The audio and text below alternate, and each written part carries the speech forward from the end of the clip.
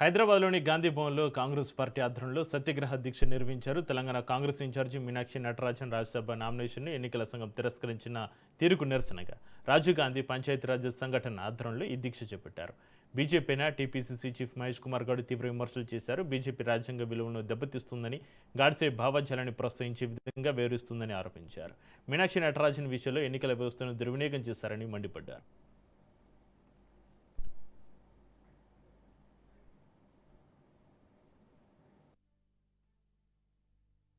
ఈ పదాన్ని BJP party మర్చిపోయింది. గోడ్సే నామస్మరణం చేస్తా ఉంది.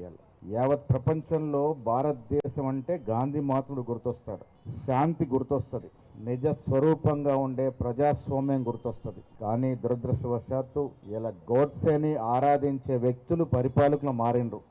ప్రజాస్వామ్యాన్ని మంట కల్పిస్తూ ఉన్నారు, రాజ్యాంగానికి తూట్లు పొడుస్తూ ఉన్నారు, సొంత ఎజెండాని రాజ్యాంగంలో తీసుకొచ్చి ఆ ఎజెండాని ఈ దేశమైన రుద్దుతా ఉన్నారు. వాళ్ళు శ్రీరామచంద్రుని స్మరిస్తూ ఉన్నారు. గాంధీ మహాత్ముడు 100 ఏళ్ల క్రితమే శ్రీరామచంద్రుణ్ణి స్మరిస్తూ రఘుపతి రాఘవ రాజారాం అనే పాట పాడినాడు. అధికారంలో శాశ్వతంగా ఉండాలని ఒక చెడ్డ తపనతో ఎంత దూరమైన వెళ్లే స్థితికి బీజేపీ నాయకులు వచ్చినారు. వారు చెప్పిందే రాజ్యాంగం, వారు నడిచిన మార్గమే ప్రజాస్వామ్యం విధంగా వ్యవహరిస్తూ ఇలా రాజ్యాంగానికి తూట్లు పడుతూ ఉన్నారు.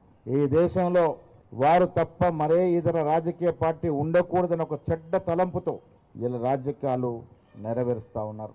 మమతా బెనర్జీ పార్టీని చీల్చినారు, శివసేన పార్టీని చీల్చినారు. ఈ దేశంలో ఉన్నటువంటి పలు ప్రాంతీయ రాజకీయ పార్టీల్ని చీల్చి చెండాడుతూ ఉన్నారు.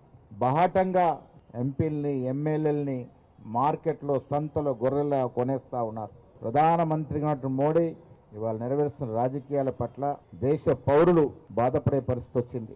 ఈ అంశంలో తీసుకున్న ఒంటెద్దు పోకడ అప్రజాస్వామికమైనటువంటి చర్యలు రోజు కనబడతా ఉన్నాయి మనకి. ఈ పదాన్ని బీజేపీ పార్టీ